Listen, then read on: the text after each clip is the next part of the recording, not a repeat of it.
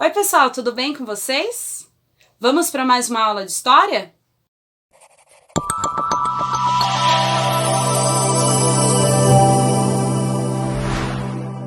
Bom, hoje nós vamos falar sobre um período chamado Baixa Idade Média. Muitos historiadores consideram a Baixa Idade Média, o início da Baixa Idade Média, a partir do século XI, onde várias transformações começam a ocorrer na Europa. Mas o auge da Baixa Idade Média ela acontece realmente no século XIV, onde vários fatos e acontecimentos importantes vão fazer grandes alterações no modo de vida das pessoas na Europa. O primeiro fato que nós vamos estar analisando é a Guerra dos 100 Anos. A Guerra dos 100 Anos aconteceu entre o Reino da Inglaterra e o Reino da França. Inglaterra e França disputavam territórios disputaram esses territórios por vários anos. O território mais disputado por eles é a região dos Flandres, ou Países Baixos. Hoje nós conhecemos essa região aí como Holanda. Por muito tempo eles batalharam por essa região, como você vai poder ver no vídeo a seguir. Quanto tempo durou a Guerra dos 100 Anos? Será que foram exatamente 100 anos? Seriam 116, 80 anos ou 150? No século XII, a França e a Inglaterra eram monarquias, porém, eles não eram países como são hoje. Isso porque ainda tinham muitos traços do feudalismo. Elas eram divididas em províncias e seus condes eram vassalos de um rei. E às vezes existia conflito entre os interesses dos condes e do rei. E esse foi um dos motivos iniciais da disputa entre França e Inglaterra, a região de Flandres. Os condes de Flandres eram vassalos do rei da França, mas eram ligados economicamente à Inglaterra, com quem decidiram fazer uma aliança, irritando bastante o rei da França. Ixi, já viu que vai dar problema, né? E para piorar tudo, o rei da França, Carlos VI, morreu e não tinha filhos para assumir o seu trono. Aí começou um rebuliço sucessório. De um lado, Felipe de Valois, sobrinho do ex-rei Filipe o Belo, que era pai de Carlos VI. Do outro lado, Eduardo III, rei da Inglaterra, neto por parte de mãe de Felipe o Belo. Quando a nobreza francesa coroou Felipe de Valois como rei da França, o rei da Inglaterra não se conformou e declarou guerra. E essa guerra ficou conhecida como a Guerra dos 100 Anos. Quantos anos você acha que ela durou? É uma pegadinha, né? Não é nem nascido, não sei não. Eu acho que a Guerra dos 100 Anos durou 116. Acho que 150, né? 116. Não sei que país brigar. Oriente? Irã, Iraque. Acho que eles nem lembravam mais pelo que eles estavam lutando. As guerras têm a ver com conquista de território e economia. Inacreditavelmente, a Guerra dos 100 Anos durou 116 anos. Tempo pra caramba. Tanto que todos os reis envolvidos morreram. Foram 20 reis na França e Inglaterra nesse meio tempo. A guerra teve 4 fases e a França saiu vitoriosa. E para isso, contou com a grande ajuda da lendária Joana d'Arc, que liderou um exército popular na luta contra os ingleses. E essa guerra enfraqueceu a nobreza dos dois países e trouxe um poder mais concentrado aos seus reis, fortalecendo a instituição da monarquia centralizada. E para você ver como isso foi importante, a Guerra dos 100 Anos é um dos principais eventos que marca o final da Idade Média e anuncia a época moderna.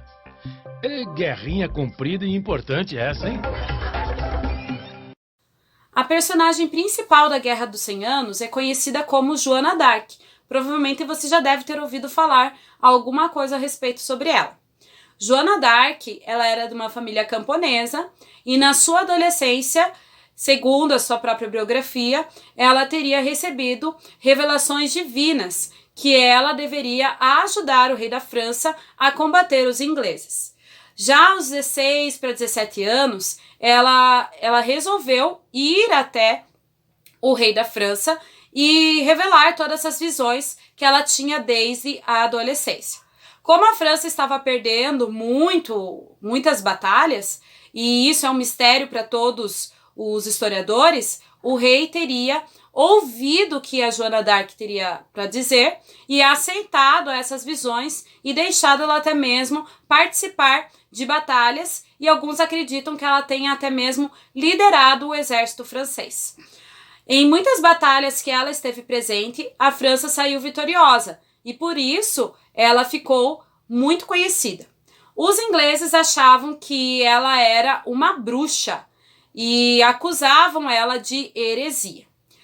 Aos 19 anos, depois de várias batalhas, algumas fracassadas, Joana d'Arc ela sai, né, do campo de batalha oficial do rei. Ela passa a liderar pequenos esquadrões por conta própria. E a partir daí, ela vai sofrer vários fracassos e, por fim, aos 19 anos, ela vai ser capturada pelo exército inglês. Quando ela é capturada pelo exército inglês, ela passa a ser julgada como bruxa por heresia, por praticar bruxaria, porque não se aceitavam, né, as visões divinas que ela dizia ter e acreditavam que por ela ser mulher, ela não seria capaz aí até mesmo de liderar o exército francês. Ela é acusada então de bruxaria e ela vai ser condenada pela Inquisição num tribunal inglês. A condenação dela foi ser queimada na fogueira. Por muito tempo, Joana d'Arc, ela tinha então esse ar, né, de grande líder da França, mas sendo acusada ali de bruxaria. Somente posteriormente a Igreja Católica acabou beatificando a Joana d'Arc. Hoje ela é uma das santas da Igreja Católica ali na França. Outro fato importante que acontece durante o século XIV são os grandes períodos de fome. Durante todo o século XIV, a Europa ela passou por mudanças climáticas bem diferentes e muitas vezes invernos bastante rigorosos. Nesse caso, a população da Europa ela vai sofrer com grandes períodos de fome. Os senhores feudais eles armazenavam as colheitas para eles e racionavam para os seus servos. Então, muitos dos servos acabaram aí sofrendo com a fome e até mesmo morrendo nesse período aí do século XIV. Como consequência disso, outro fato importante acaba acontecendo aí no século XIV, que são as revoltas dos camponeses. Muitos camponeses, por causa da fome, vão começar a atacar os seus próprios senhores feudais. Vão começar a atacar os castelos, a invadir esses castelos, a saquear as colheitas armazenadas e até mesmo a matar senhores feudais. Outro fato que acaba acarretando disso tudo é que muitos camponeses, por causa dessa situação econômica ruim, por causa dessa questão da fome que estavam passando, vão começar a abandonar o campo e se dirigir às cidades, em busca de novas condições e melhores condições de vida. É o que nós chamamos também de êxodo rural. A partir desse momento, você tem um crescimento urbano das cidades. Então, muitas pessoas deixam o campo, vão morar nas cidades e passam, então, a viver ali, deixando, então, as cidades muito mais populosas. Com isso, nós temos também um maior aproveitamento do comércio, que foi uma das consequências ali das cruzadas. Como nós vimos nas aulas anteriores, as cruzadas deram uma nova perspectiva de vida para os camponeses. Então, muitos camponeses que deixaram as suas terras ou lutaram nas cruzadas, quando voltavam, eles se dirigiam às cidades justamente para participar do comércio. Outra coisa que acontece no século XIV é a chamada peste negra. Provavelmente você já deve ter ouvido falar de peste negra ou peste bubônica. Muito bem, o que era essa peste? E por que ela foi chamada desse jeito? Essa peste ela era muito comum na parte oriental e já existia há vários e vários anos. O problema é que quando você tem o renascimento do comércio e você começa a ter uma navegação mais intensa pelo mar Mediterrâneo, algumas doenças acabam sendo trazidas do Oriente para a Europa. entre elas aí a peste bubônica. A peste bubônica era transmitida por pulgas contaminadas. Então, o que acontecia? Ratos vinham nos navios mercantes do Oriente e esses navios mercantes paravam ali principalmente na Itália, que era o centro comercial da época. Esses ratos eram hospedeiros de pulgas. E posteriormente, por causa da falta de higiene, da falta de saneamento básico que não existia nas cidades nessa época, os ratos eram atraídos para as casas, principalmente pela quantidade de lixo acumulada nas ruas e até mesmo dentro das casas. Muito bem, esses ratos, né, eram hospedeiros das pulgas. Então as pulgas acabavam não só mordendo os ratos, mas também mordendo as pessoas. E com isso transmitindo aí a doença, que também era chamada de febre dos ratos. Era transmitida então aí para as pessoas através das picadas, né, de pulga. O que essa doença fazia? Ela dava muito, e até hoje ela existe, né? Então os sintomas dela seriam aí febre alta, mais de 39 graus, muita dor de cabeça, dor no corpo, náusea, vômito e falta de apetite. E além disso, quando a doença já estava ali uns 3, 4 dias, começavam a sair sobre a pele manchas negras, que era justamente por causa da inflamação que a doença ocasionava. Por causa dessas manchas negras, é que a doença ficou conhecida aí como peste negra. Historiadores estimam-se que pelo menos aí 1/3 da Europa nessa época tenha morrido por causa da doença. Essa doença, ela era interpretada como sendo um castigo divino. A Igreja Católica até mesmo interpretava assim.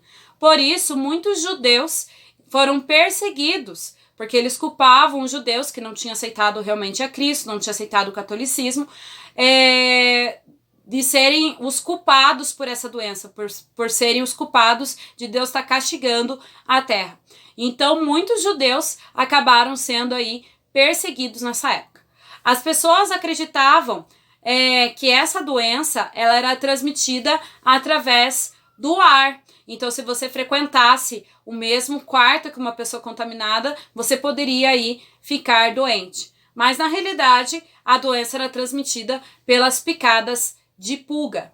Então, você vai ter médicos até mesmo usando roupas estranhas para tratar os doentes, justamente por um medo, né, de se pegar aí essa doença. Posteriormente, você vai ter essa doença até o século XVII ainda acontecendo aí na Europa, só que com menor frequência. Assista o vídeo a seguir, que fala um pouquinho aí também sobre a peste negra. No fim do século XIII, a Europa ainda vivenciava as intensas transformações iniciadas no século X. O aumento da população e da produção agrícola havia favorecido as atividades comerciais, estimulando a expansão dos espaços urbanos. Nas cidades, começavam a surgir as primeiras universidades, ao mesmo tempo em que apareciam novos artistas e escritores. Esse crescimento, porém, foi seriamente abalado pelas diversas crises e infortúnios que marcaram o século XIV. Em 1314 e 1315, por exemplo, condições climáticas desfavoráveis prejudicaram o cultivo do trigo, causando fome e desnutrição. Mas a principal crise foi provocada pela epidemia de peste negra, que ao longo desse século se espalhou pela Europa, matando cerca de 1/3 da população do continente. Acredita-se que a doença, transmitida por pulgas contaminadas alojadas em ratos, tenha chegado à Europa a partir da Ásia, onde devastou populações inteiras.